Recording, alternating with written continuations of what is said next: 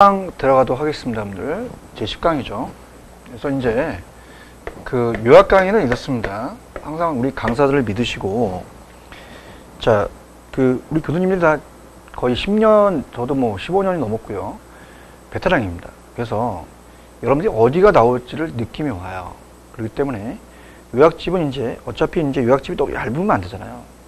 그래서 이제 우리가 혹시라도 나올 수 있는 것 같은 것도 이제 넣었기 때문에 약간 좀 두껍게 됐습니다. 그래서 제 말 믿으시고, 자, 입지 파트는요, 일단 제가 먼저 여러분들한테 강력하게 추천하는 건 넘기시면은 계산 문제가 떠요. 일단은 여러분들이 2, 3, 4에 가시면 입지 계수가 있습니다. 이거 뜨고요. 그 다음에 넘기시면은 우리가 236페이지 네일리의 소매인력 법칙이 유력합니다. 그 다음 컨버스가 오른쪽에 한 번밖에 안 나왔기 때문에 얘는 좀 추천드리기가 좀 그렇고요. 자, 나온다면 이제 올해는 238페이지 가시면 허프의 확률 모형이 나와요. 여기 위주로 가져가세요. 그죠? 그래서 안 나오는 부분은 제가 좀 빼겠습니다. 자, 그래서 일단은 231페이지 가시면, 자, 우리가 입지 파트가 옛날 이론이기 때문에 보통 잘 현실과 부합하지 않아서 1차, 2차, 3차 중에서는 3차가 잘 나옵니다. 근데 1차에서는 이제 농업입지에서는 중요한 건 튜닝이라는 이론이 나중에 이제 여러분들이 연결시킬 게 어떻습니까? 지대 이론하고 연결되거든요. 그래서 여기 이제 지도 이론과 제가 연결시켜서 이제 여러분들한테 말씀을 드리는 게 더 낫습니다. 지대 이론과 연결시킬 거고요. 일단 넘기시면은 232페이지 가시면 공업입지로 가볼게요. 자, 공업입지입니다.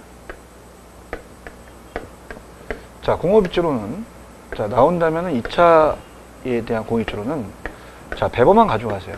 확 찍어 드릴게요. 배번은 최소 비용 이론을 주장합니다. 최소 비용 이론. 그래서 비용을 적게 드는 데에 입지한다는 얘기죠. 그래서 수송비를 제일 강조합니다. 수송비를 제일 가장 강조합니다. 가장 강조. 그 다음에 노동비가 중요하죠.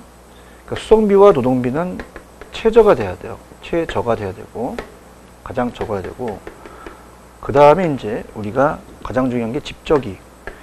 자, 우리가 이 집적력이라는 자체는 연관성 있는 끼리 모이는 거거든요. 그래서 우리가 만약에 자동차 공장이 타이어와 유리 맞는 데가 같이 있어야 되죠. 집적이는 많아야 되죠. 최대가 됩니다. 요것만 가져가세요. 그래서 우리가 특히 수송비라는 것은, 자, 무게가 적게 나와야 되고 거리가 가까워야 됩니다. 그래서 곱해서 최소가 된다. 그래서 여기는 이제 여러분이 배번은 어디만 보시냐, 양가로 2번에 가시면은 수송비, 인건비 최소가 되고 집적인 최대가 된다. 그 정도만 가져가시고 수송비를 제일 강조했다. 그 정도만 보시면 됩니다. 그 다음에 이제 예전에 이제 원료 제한과 시장 제한형 쪽으로 많이 좀 시험 문제를 냈어요. 출제원들이. 그래서 그거는 이제 우리가 조금 내용을 보겠는데요. 그렇다고 해서 그렇게 중요한 파트는 아닙니다. 원료 제한형과 시장 제한형. 자, 여기 이제 위주로 이제 우리가 공부를 해볼게요. 자, 그래서 이제 원료 제한과 시장 제한형을 이제 보면서 우리가 이제 입지 파트를 이제 보겠는데요. 자, 갑니다. 원료 제한과 시장 제한형. 자, 이 원료 제한과 시장 제한형은 수송비 지향입니다. 수송비가 적게 들어가는 곳으로 간다. 그래서 우리가 먼저 오른쪽에 보시면 보편과 국지 원료라는 게 있어요. 자, 국지라는 것은 편제입니다. 그 지역에서만 나는 원료예요. 편제 원료. 자, 그래서 만약에 여기서 나는 광물이다. 그럼 다른 데로 옮기게 되면 원료 수송비가 들어가거든요. 자, 이거는 어떻습니까? 당연히 원료지에 입지해야 됩니다. 원료지 향. 그래서 이런 거. 근데 보편 원료라는 것은, 자, 물이나 공기 같은 경우는 어디서나 구할 수가 있잖아요. 그럼 우리가 이 시장지는 소비지를 얘기합니다. 여기는 물과 공기가 나잖아요. 여기 입지하면은 수송비를 절약할 수 있다는 얘기입니다. 자, 그래서 그렇게 여러분들 이제 보시면 되고요. 그 다음에 이제 우리가 만약에 지금 앉아 계신 책상이 제품이라고 한다면 제품을 만들 때 자, 공정 과정이 원료를 이제 생산을 하죠. 그럼 우리가 인도네시아에서 원목을 수입하게 되면 원목은 원료가 됩니다. 원료 무게가 더 무거워요. 그럼 중량이 우리가 감소하는 사람이 되겠죠. 그건 원료 지향이 갑니다. 근데 우리가 원료는 조그만데 제품이 무거울 수 있어요. 제품이. 그럼 제품 수송비가 많이 들어간다는 건 중량이 증가합니다. 자, 이거는 이제 다 우리가 시장 지향이다. 이렇게 하시면 되고요. 자, 그래서 그 보통 원료 지수라는 거와 입지 중량이 있는데 그냥 참고만 보시기 바랍니다. 원료 지수는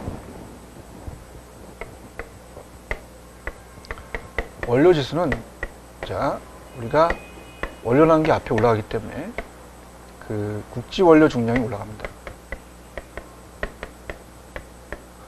제품 중량은 다르겠죠. 그래서 만약에 1로 비교하기 때문에 얘가 1보다 크다는 건 원료 무게가 크기 때문에 원료지가 되고요.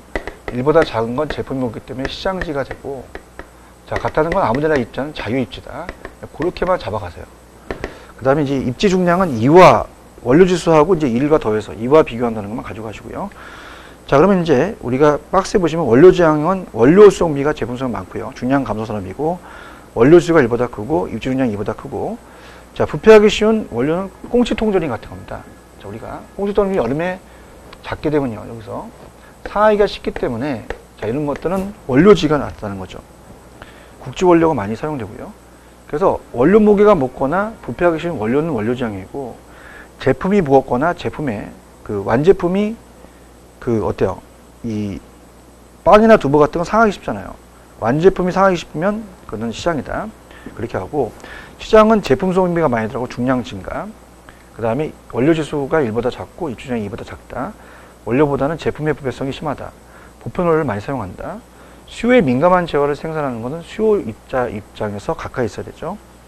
자, 노동지향형은 그냥 우리가 이 수송비 비중은 적고 노동비가 생산비 중에 많이 비중을 차지하는 저임금지대라고 볼 수 있고요. 직접지향형은 모여 있는 겁니다. 우리가 자동차 공장이 있으면 타이어 공장 같이 있어야 되죠. 그래서 수송비 비중이 적고 동그라미 기술 연관성이 높은 곳끼리 공동이용을 통해서 비용을 절감한 것은 직접을 찍으셔야 되고요. 자, 아까 제가 말씀드렸지만 입지 개수가 잘 나옵니다. 그래서 233페이지 가시면은 경제 기반 분석에서는 기반 산업과 비기반, 경제 기반 승수가 있는데 경제 기반 승수에 있는 내용들은 여러분이 그냥 참고적으로 하시기 바랍니다. 그냥 제가 그 승수를 가지고 그냥 간단하게 이런 겁니다 라고만 말씀을 드릴 테니까, 그래서 이제 뭐 차지하는 비율이나 이런 것들이 우리가 굉장히 어려워요. 그럼 출제가 되지 않는 부분을 우리가 꼭 어떻습니까? 자체적으로 구체적으로 들어갈 필요는 없어요. 나중에 이제 그 기출 문제가 있으면 거기에 따라서 이제 가고요. 이렇게 가도록 할게요. 자, 그러면 기반 산업과 비기반 산업이라는 걸 이제 아시고 입지 개수가 가장 유력합니다. 자, 입지 개수도 이제 약간 편법으로 푸는 방법이 있거든요. 그래서 이제 오늘 이제 나중에 설명을 해드릴 테고, 이번 과정은 이제 문제풀이가 아니기 때문에 그냥 기본적인 개념만 가져와 보겠어요. 자, 우리가 기반 산업과 비기반 산업은 배웠습니다. 그래서 자, 만약에 2000시에 하이닉스 반도체 산업이 들어섰다. 그럼 하이닉스 반도체 산업은 수출 산업입니다. 기반 산업이고요. 자, 여기에 고용인구가 많이 늘어나면 또 부양 가족 수가 있고요. 그럼 여기 식당도 늘어나고 뭐 노래방도 있고요. 뭐 어떻습니까? 뭐 여러 가지 도서관, 그 다음에 찜질방, 뭐 여러 가지 늘어나겠죠. 그럼 여기서는 비기반이에요. 그럼 기반이 잘 돼야 비기반이 영향을 주겠죠. 기반이 지역 밖에 수출하고 비기반 안쪽에서 우리가 그 지역 주민이 저쪽으로 소비하는 겁니다. 자, 그러면 이제 경제 기반 승수는 참고하시고요. 자, 입지 개수가 중요해요. 입지 개수. 경제 기반 승수는 아예 제가 기출 문제에서 다루도록 하겠습니다. 왜? 안 중요한 걸 제가 할 필요는 없는 거예요. 자, 입지 개수입니다. LQ. 자, LQ라는 것은 항상 이 측정한 산업이 직역 특화로서 그 대구 지역은 선순사로 특화되어 있다면 그 상대적인 집중도에 의한 것이 이제 그 지역 경제가 산업이 지역 특화도를 측정하는 방법이에요. 이 산업이 기반이냐 비기반을 판별하는 거죠. 자, 그래서 대구의 섬유 구성비가 전국보단 클 거란 말입니다. 20%고, 자, 전국의 섬유에 대한 구성비는 만약에 10%다. 그럼 그 지역에 더 특화되어 있는 거죠. 그럼 2니까 LQ가 1보다 크죠. LQ가 1보다 크면 그 산업은 기반 산업이고요. 그 다음에 1보다 작으면 비기반입니다. 같으면 자기네들이 자급자족을 하겠죠. 자, 그러면 우리가 일단은 이렇게 합니다. 그 지역이 올라가서 전국이 내려오거든요. 그럼 우리가 그 지역에 대해서 만약에 100명이 고용된 상태에서 20명이 섬유고요. 전국은 1000명 중에서 100명이다. 그럼 20%, 10%가 되잖아요. 그럼 오른쪽 문제를 풀겠습니다. 오른쪽 문제는 그냥 A도시를 구하라. A도시의 그 섬유 산업의 입지 개수는. 자, 그럼 우리가 2000에, 전체가 2000에 1000이고 400에 250이잖아요. A도시.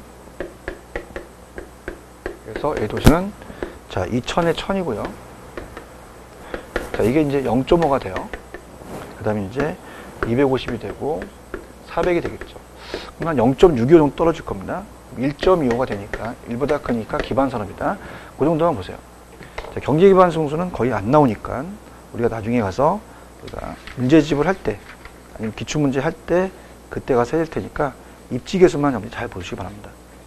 그 정도만 봐도 이제 우리가 입지 파트, 이 공장 파트는 거의 다 끝난다고 봐야 돼요. 자, 그 다음에 이제 상업 입지가 이제 중요하죠. 상업 입지, 중심지 이론. 자, 크리스탈의 중심지 이론 자체는 이제 시험에 나온 적이 있었어요.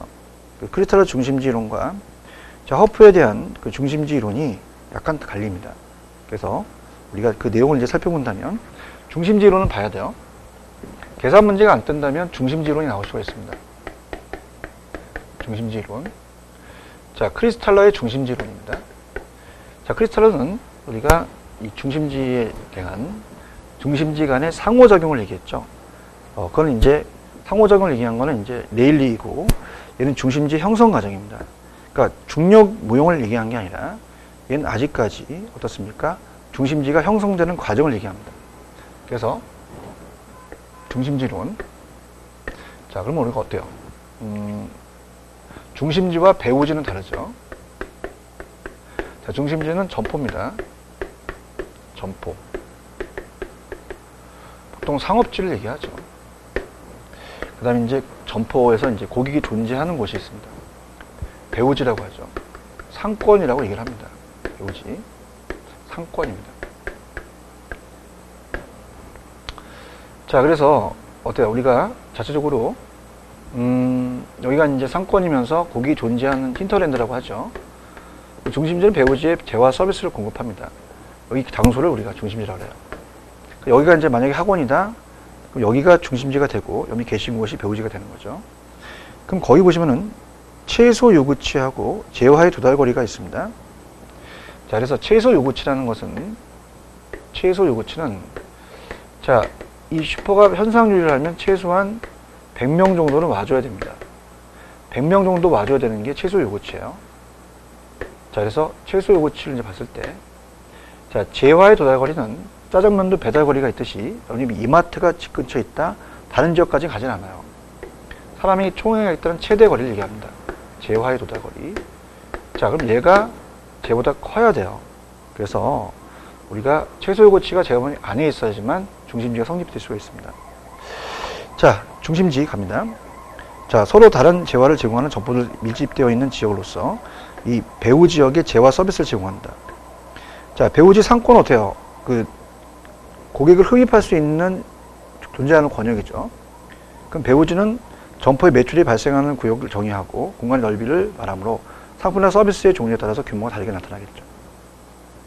배우지는 인구 밀도가 높아야 되고 지역 면적이 넓고 소득 수준이 높아야 됩니다. 그래서 배우지 조건이 됩니다. 그 다음에 재화 도달거리와 최소 요구치. 최소 요구치는 기업이 유지하고 계속 존립하기 위해서 이윤을 발생시키는 최소한의 수요 수준이에요. 그래서 이 요구 범위라는 게 나중에 나와요. 기출문제. 그래서 초과를 얻는 게 아니라 정상이윤만 얻을 수 있는 그런 곳이 되고요. 재화 도달 거리는 소비자가 기꺼이 물품을 거의 거동비를 지불하고 가는 최대 거리를 얘기를 해요. 그죠? 중심지가 수행되는 한계 거리이기 때문에 자, 여기는 우리가 적어 놓으시기 바랍니다.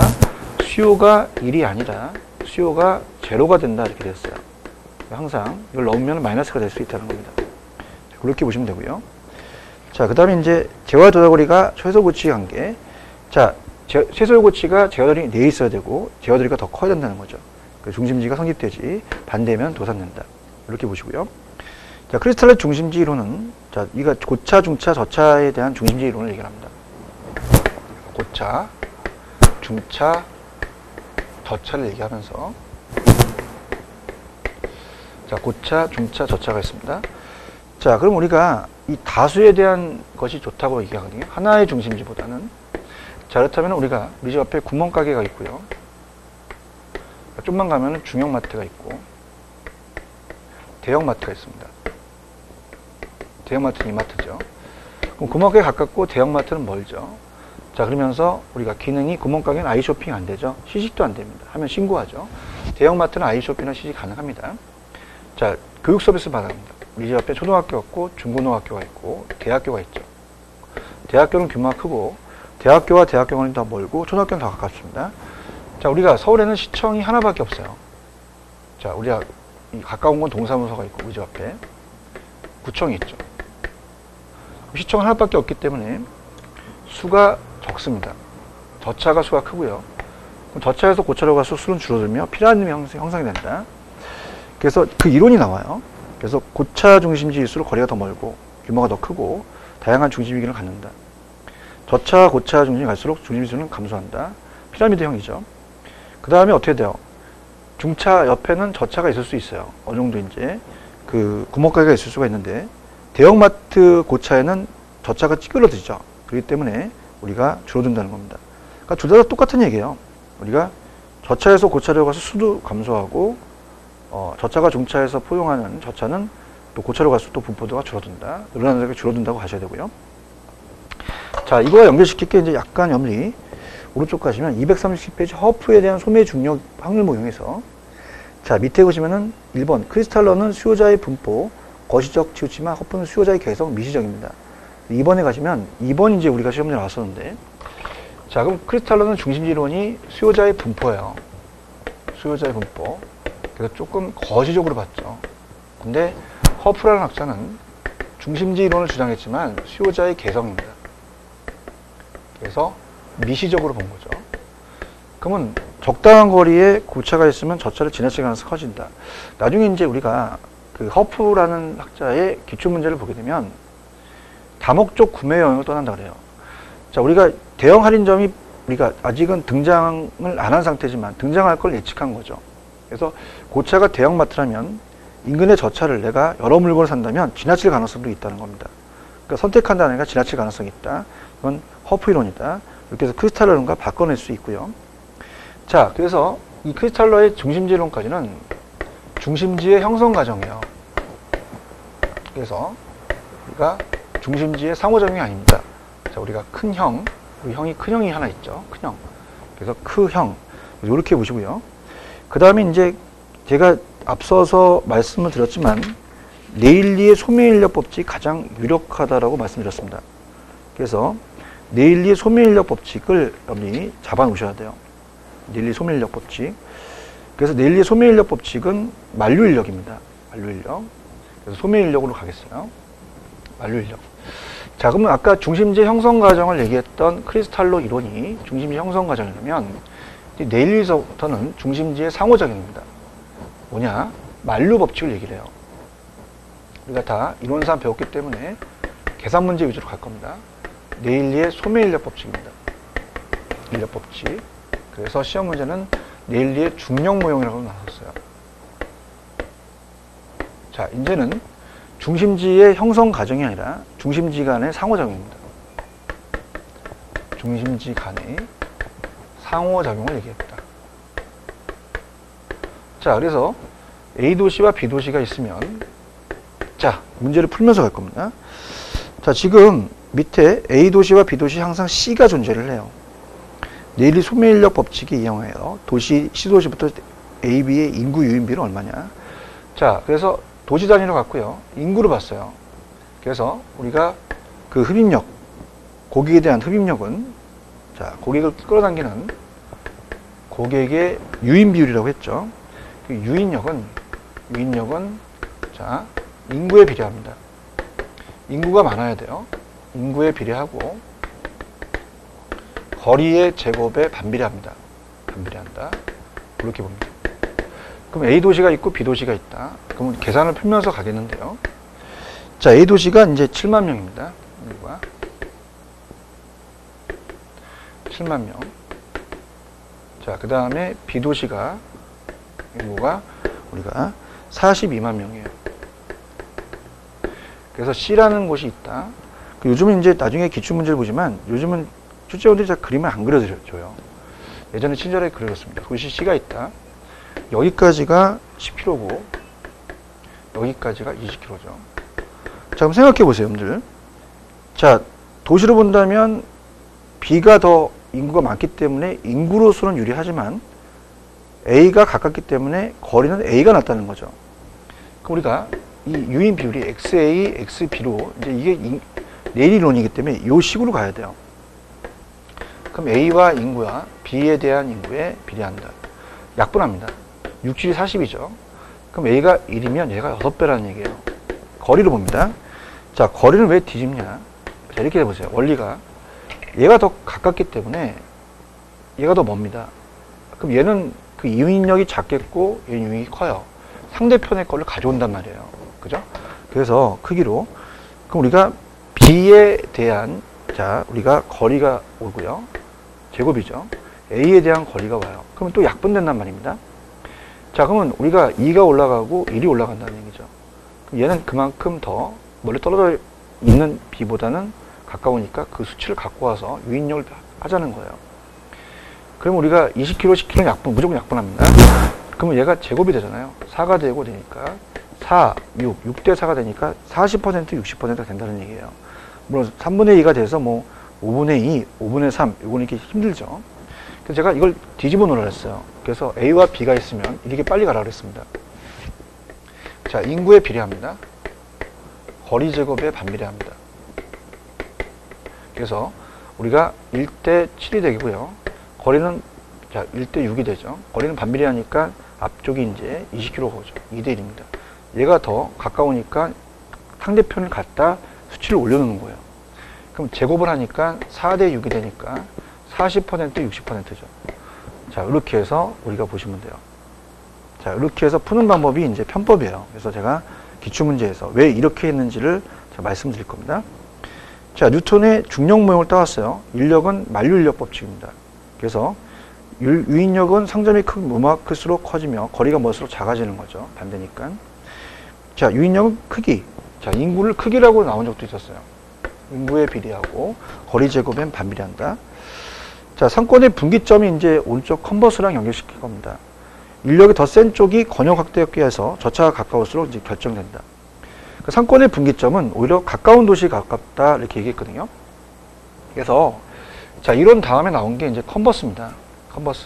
컨버스는 네일리의 소멸인력 법칙에서 우리가 요까지의 거리를 재는 학자예요. 그죠?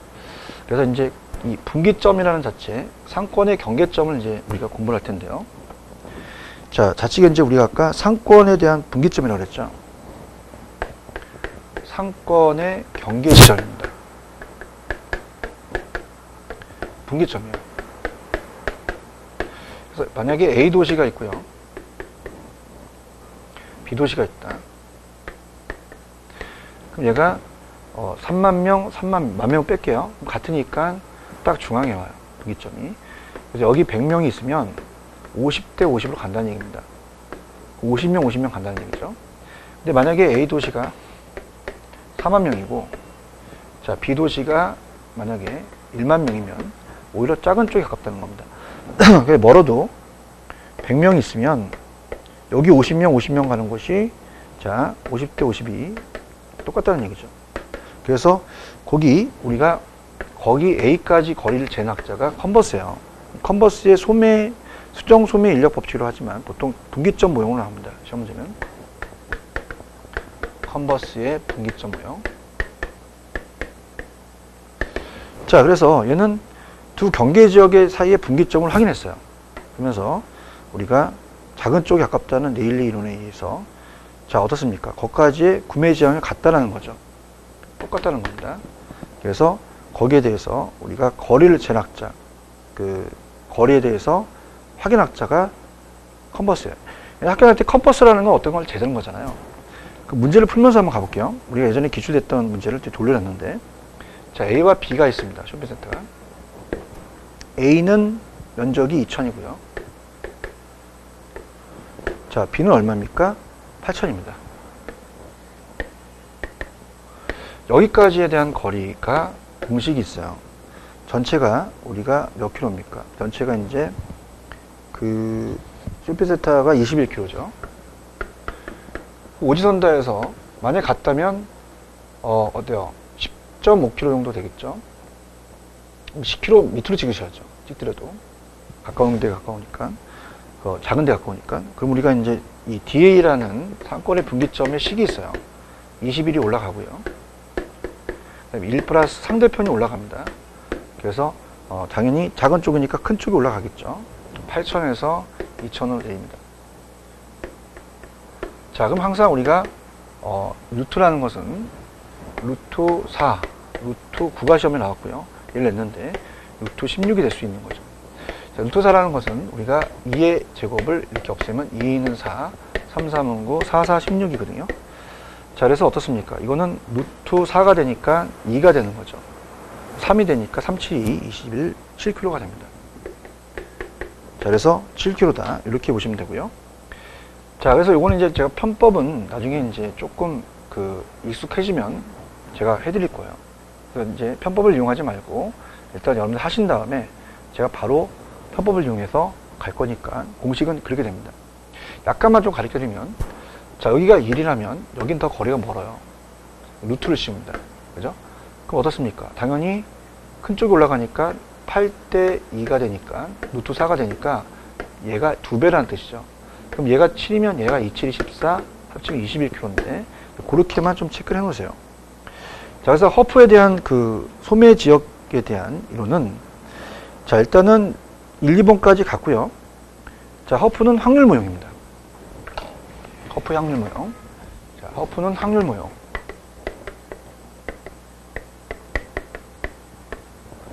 그래서 내일은 2개 도시를 컨버스는 따졌지만, 얘네들은 이제 소도시에 따졌지만 대도시에서 어떻게 2개만 가냐, 확률로 보자. 그래서 한 도시에, 자, 지금 여기 고객이 100명이 있으면 매장이 A, B, C가 A, B만 있는 게 아니라 C도 있지 않니? 그럼 50%, 만약 20%, 30이면 확률로 가야 되지 않니? 이렇게 얘기합니다. 그래서 허프는 확률 모형을 주장하면서 밑에 소비자의 특정 지역 쇼핑센터에 갈 확률입니다. 행성지 거리는 가까워야 되고요. 경쟁하고 있는 쇼핑센터 수는 적어야 되죠. 많으면 내가 끌어당기는 힘이 작죠. 쇼핑센터의 크기는 커야 되고요. 자, 이런 지역사의 다수의 경쟁업체가 입지한다. 그래서 개별 점포의 시장 점유율을 주최합니다. 확률입니다. 그래서 허프는 유인력을 계산할 때 현실적인 장애물을 산정해서 현실적 장애물을 거리의 마찰 계수로 이용해요. 그래서 보통 레일리와 컨버스는 마찰 계수를 2로 봤거든요. 그래서 우리가 어떻습니까? 보통 아까 레일리는 인구에 비례하고 거리 제곱에 반비례한다 그랬잖아요. 거리라는 자체는 그냥 여기가 물리적 거리로서 허프는 산이 있고 바다가 있다는 것을 생각을 못했다는 거죠. 자, 그렇기 때문에 거기에 대해서 마찰 계수를 이용합니다. 그죠? 그럼 레일리와 컨버스는 2인데 얘는 마찰 계수를 변할 수 있다는 얘기입니다.